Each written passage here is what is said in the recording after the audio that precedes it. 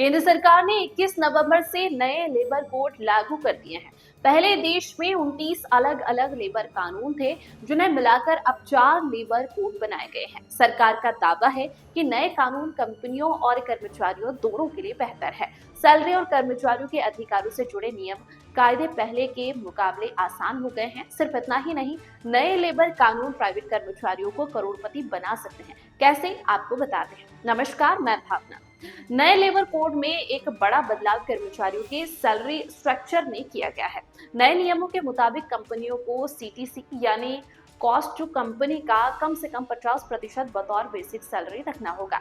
इसके चलते take home या यूं कहे कि कर्मचारी के हाथ में आने वाली सैलरी घट सकती है। लेकिन ये नियम आपको रिटायरमेंट के वक्त 2 करोड़ रुपए से भी ज्यादा का फायदा करा सकता है।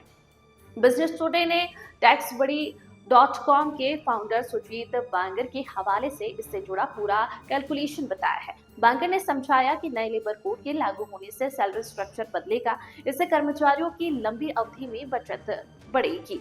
पीएफ और एनपीएस के जरिए रिटायरमेंट तक काफी पैसा जोड़ लेंगे। नए लेबर कोड लागू होने से पहले कंपनियां कर्मचारियों की बेसिक सैलरी को सीटीसी का सिर्फ करीब 35% रखती थी। इसके चलते कर्मचारियों की सैलरी का बड़ा हिस्सा भत्तों में चला जाता था, जैसे एचआरए, एलटीए वगैरह। इन पर कम टैक्स लगता है। इसके साथ ही पीएफ और एनपीएस की कटौती भी कम रहती थी, क्योंकि पीएफ बेसिक सैलरी के हिसाब से तय होता है। आप जानते हैं कि प्रोविडेंट फंड आपकी बेसिक सैलरी का 12% होता है। इतना ही 12% आपकी कंपनी भी पीएफ में योगदान करती है। लेकिन अब लेबर कोड में नियम बदलने से बेसिक सैलरी सीटीसी का कम से कम 50% होना जरूरी है, जिसमें पीएफ और एनपीएस योगदान अपने आप बढ़ जाएगा, क्योंकि दोनों का कैलकुलेशन बेसिक पर आधारित होता है। बांगर ने इस पूरे गणित को एक उदाहरण से समझाया है। मान लीजिए, अगर 30 साल के कर्मचारी का कुल सालाना वेतन यानी सीटीसी 12 लाख रुपए है, तो अभी कर्मचारी के पीएफ खाते में करीब 7,200 रुपए जमा होते हैं।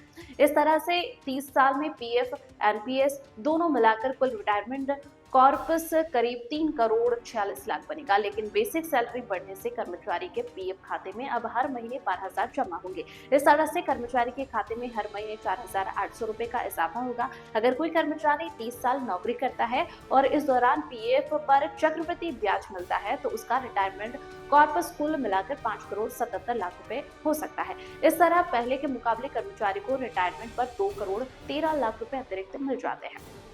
ये केवल एक उदाहरण है। यहाँ ये बात गौरतलब है कि इतना बड़ा कॉर्पस केवल वो कर्मचारी बना पाएंगे जिनकी उम्र 30 साल या उससे कम है और उनका सीटीसी 12 लाख रुपए सालाना है। सैलरी कम होने पर कॉर्पस की तुलनात्मक रूप से कम होगा। यह सैलरी 1 लाख से ज्यादा होने पर कॉर्पस भी ज्यादा बड़ा हो सकता है।